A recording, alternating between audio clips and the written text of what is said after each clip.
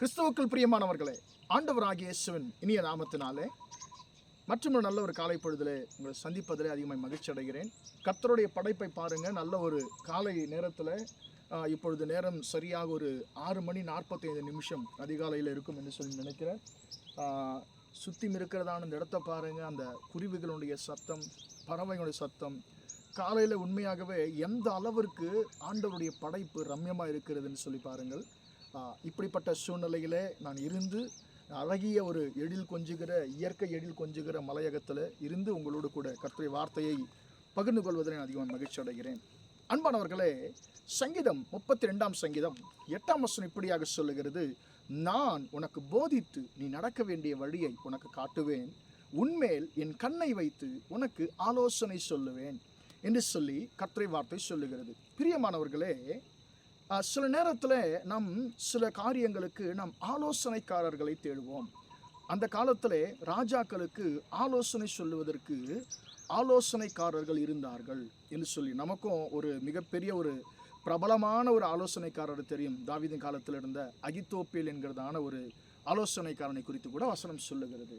அன்பானவர்கள், அந்த காலத்தில் ராஜாக்கள் கூட தாங்கள் செய்ய போகிற காரியத்தை ஆலோசிப்பதற்கு, அதை யோசித்து அவரிடத்துல, அந்த ஆலோசனைக்காரத்தில் ஆலோசனை கேட்பது வழக்கம்.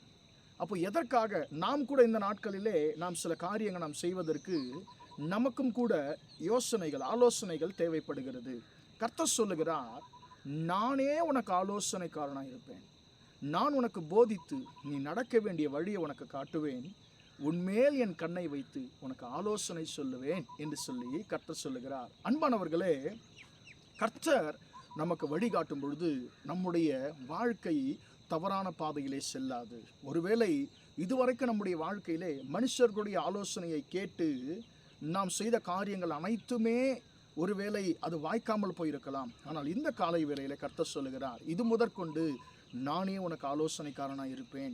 துவண்டு போயிருக்கிறதான மனுஷனுடைய ஆலோசனை கேட்டு எல்லாவற்றையும் இழந்து போயிருக்கிறதான உன்னுடைய வாழ்க்கைக்கு இனி நானே உனக்கு போதிக்கிற ஆலோசனைக்காரனாக, உனக்கு வழிகாட்டுகிற ஆலோசனைக்காரனாக, உன்மேல் என் கண்ணை வைத்து உனக்கு ஆலோசனை சொல்லுகிற ஆலோசனைக்காரனாக நான் இருப்பேன் என்று சொல்லி ஆண்டவர் சொல்லுகிறார். அன்பானவர்களே, நமக்கு கர்த்தரே வழிகாட்டி அவருடைய கண்களை நம்மேல் வைத்து அவரே நமக்கு ஆலோசனை சொல்லும் பொழுது நம்முடைய வாழ்க்கை இழந்தவைகள் எல்லாவற்றையும் நாம் மீண்டும் பெற முடியும். சரியான வழியிலே நாம் நடக்க முடியும். நம்முடைய வாழ்க்கை ஜெயமுள்ள ஒரு வாழ்க்கையாய் மாறும்.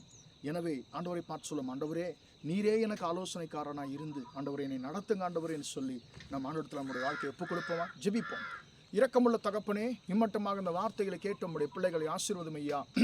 நான் உனக்கு போதித்து நீ நடக்க வேண்டிய வழியை உனக்கு காட்டுவேன், உன்மேல் என் கண்ணை வைத்து உனக்கு ஆலோசனை சொல்லுவேன் என்ற வார்த்தையின்படி தகப்பனே, இதுவரைக்கும் மனுஷனுடைய ஆலோசனைகளை கேட்டு எங்கள் வாழ்க்கையில் நாங்கள் ஆண்டவரே அநேக காரியங்களை நாங்கள் இழந்து போயிருக்கலாம். ஆனால் இது முதல் நீர் எங்களை ஆண்டவரே நடத்துவதற்கு ஆண்டவரே எங்களை உம்முடைய கரத்தில் ஒப்புக் கொடுக்கிறோம். எங்கள் வழிகளை உம்முடைய கரத்தில் ஒப்புக் கொடுக்கிறோம்.